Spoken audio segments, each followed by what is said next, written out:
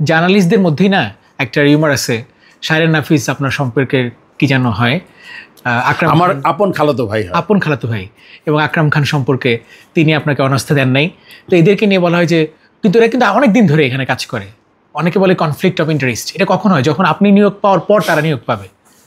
মানে আপনি খুব ভালো বুঝে গেছেন, এটা আর কিছু বলার নাই আমার। মানে সম্পর্কে আমার মনে হয় Shairin Nafis is one of the better employees in the board, because আপনি জানেন ক্রিকেট অপারেশনসের আরও কিছু কয়েকজন আছে, but he is a good worker. আপনি বেশ কয়েকজন আপনি মনে করেন, অ্যান্ড রাবিদ ইমাম আছে, is a good worker, intelligent. আপনি 3-4 জন আছেন যাদের আপনি নাম বলতে পারবেন, এবং সিরিয়াসলি অখুশি ক্রিকেট বোর্ডের লোকজন।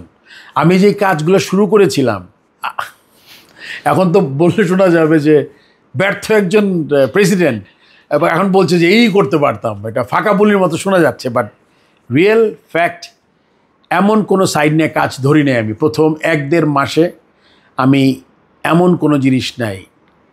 কিউরেটর নিয়োগ আরেক ডিপার্টমেন্ট, বাট আমার মাথা থেকে আসছে যে ভালো ছেলেদের নিতে হবে বেশি বেতনে। আম্পায়ার্স ট্রেড নিচ্ছে আম্পায়ার্স কমিটি, বাট আমি বলেছি যে এদের বেতন ডাবল করতে হবে, এদের ফি, আম্পায়ারিং ফি বাড়াতে হবে। আমার 110 জন গ্রাউন্ডসম্যান, তাদের আমি মাস্টার রোল থেকে তাদের পার্মানেন্ট করেছি উইথ মেডিকেল ইনক্রিমেন্ট অফ সব কিছু ফ্যাসিলিটিস। এবং এটা শুধু তারা না, নিয়ম করেছি এনিবডি 10 বছর ক্রস করলে সে অটোমেটিক পার্মানেন্ট হয়ে যাবে। মাঠ, যেটা হলে গিয়ে আমি মনে করি যে আমার এই 2700 কোটি টাকার স্টেডিয়াম দরকার নাই, ওখান থেকে আপনি টাকা চুরি করবেন। আমার দরকার হলে গিয়ে মাঠ, বিউটিফুল গ্রাউন্ড, গ্রাস, উইকেট ভালো, সুন্দর ড্রেসিং রুম। এখন তো আপনারা সারা দিন রাত ক্রিকেট খেলা টিভিতে, আপনার মাঠে গিয়ে আপনার হার্ডলি আপনার কোনো দর্শক পান। আমার তো দরকার বাচ্চারা খেলবে, মেয়েরা খেলবে, এজ গ্রুপের খেলা হবে, মাঠ দরকার। এটা আমি করে এই ঢাকা সিটি কর্পোরেশনের সাথে কথা বলে গোলাপটেক একটা জায়গা আছে, ওখানে একটা মাঠ দেখেছি।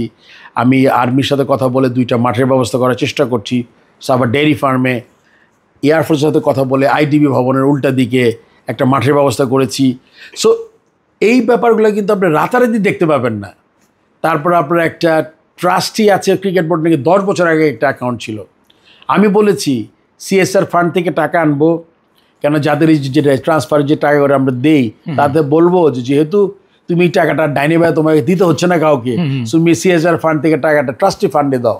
ট্রাস্টি ফান্ড থেকে 10 থেকে 20 কোটি টাকা একটা ফান্ড হলে 20 লাখ টাকা পার মান্থ আমাদের যেই কোচেস, আম্পায়ার্স, প্লেয়ার যারা ভালো করছে না, তারা যদি 20, 25, 30 হাজার টাকা একটা পেনশন স্কিম করতে পারি, তাদের জন্য আপনার অ্যাটলিস্ট মান্থলি তাদের খেয়ে পরে বেঁচে যেতে পারবে শেষ বয়সে।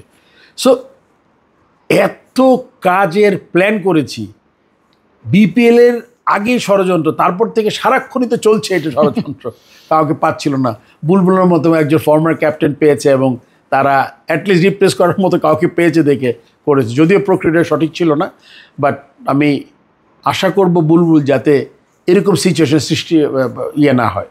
ভাই লাস্ট, তামিম ইকবাল ইস্যু নিয়ে এখন খুব আলোচনায়, যে তামিম ইকবালকে আপনি বোর্ডে চেয়েছিলেন এবং তামিম ইকবাল যেন ক্রিকেট অপারেশনসে আসুক, দ্যাট ওয়াজ ইউর কল। আসলে কি প্রক্রিয়াটা ছিল একটু? এটা আসলে তামিম ইকবাল আশা হয় নাই আর কি। আপনি জানেন এটা ইন্টারিম ইলেকশন করতে হয় বেশ কিছু, কারণ অ্যাডহকের কোনো রাস্তা ছিল না। আমরা অলরেডি এনএসসির কোটায় 2 জন এসে গিয়েছিলাম, আমি প্রেসিডেন্ট আর যদিও আমি কাউন্সিলর অনেক আগে থেকেই ক্যাটাগরি সিতে ছিলাম, এনএসসির কোটায় ডিরেক্টর হয়েছি, তারপর তো ইভেনচুয়ালি আমি কিন্তু ইলেক্টেড প্রেসিডেন্ট। আর একটা জিনিস আপনাদের অনেক সময় আপনারা কনফিউজড হয়ে যান যে আমি সিলেক্টেড প্রেসিডেন্ট, আসলে না। I was selected director by the NSC, but I became president as a elected president, কেননা ইলেক্টেড বোর্ড ডিরেক্টররা আমাকে ভোট দিয়ে ইলেক্ট করেছে। সো ইভেনচুয়ালি আমি ইলেক্টেড ডিরেক্টর প্রেসিডেন্ট। সো যেটা বলতেছিলাম যে ইলেক্টেড প্রেসিডেন্টকে আপনি রিমুভ করতে পারেন কেন, কোন প্রক্রিয়া পারেন, যেটা নিয়ে কথা হতে পারে, হয়তো আগামীতেও কথা হবে। সো আর এই এনএসসির যেই এই আপনার সরকারি হস্তক্ষেপ যদি আমরা বন্ধ করতেই চাই, তাহলে এনএসসির এই কোটাটা আসলে থাকা কোনো দরকার নেই। আসলে আমি মনে করি যে যখন যতবার খুশি আপনি এরকম কাজ করবেন, পছন্দ হবে না বের করে দিবেন। তবে একটা ধন্যবাদ আমি লাস্টে দিতে চাই আসিম মাহমুদকে, যে উনি অ্যাটলিস্ট একটা ইন্টারভিউতে বলেছেন যে আমার সরানোটা হয়েছে হলো গিয়ে ক্রিকেটের অবনতি, মানে উন্নতি করতে পারছে না, আর বিপিএল এর অব্যবস্থাপনা, এই দুইটা কারণ। বাট দুর্নীতির এখানে কোনো কারণ না। অ্যাটলিস্ট একজনের কাছ থেকে আমি একটা ছোট্ট কমপ্লিমেন্ট পেয়েছি যে এটা দুর্নীতি না।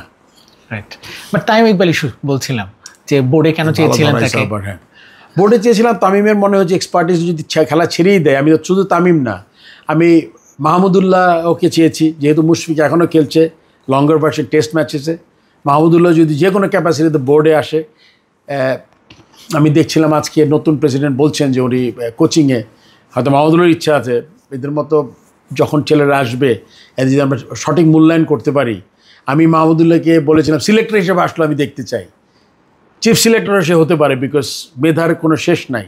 সো কিন্তু এইসব জায়গাগুলো আপনার, আমি কোচের ব্যাপারেও বলি, ইমরান সারওয়ার মেয়েদের কোচিং নিয়ে নিয়েছেন, ফরেন কোচ নাই আমাদের মেয়েদের। সালাউদ্দিন সিনিয়র কোচ হিসেবে ঢুকে গেছে, যদিও পারফর্ম করতে পারছে না, মানে কি টিম পারছে না, সময় দিতে হবে। 2.5 বছর 2 বছর 2027 পর্যন্ত তাদের আমরা দিয়েছি। সো আমার মনে হয় যে অনেকগুলো ভালো জিনিস চেষ্টা করেছি, বাট আপনার টিম না ভালো হলে একা ভালো খেলার কোনো স্কোপ নাই আসলে। ট্রু, সো দ্যাটস ওয়াই আপনি তামিমকে চেয়েছিলেন যেন সে ক্রিকেট অপারেশনস ক্রিকেট অপারেশনে এসে যদি সে ক্রিকেটের জন্য কিছু করতে পারে।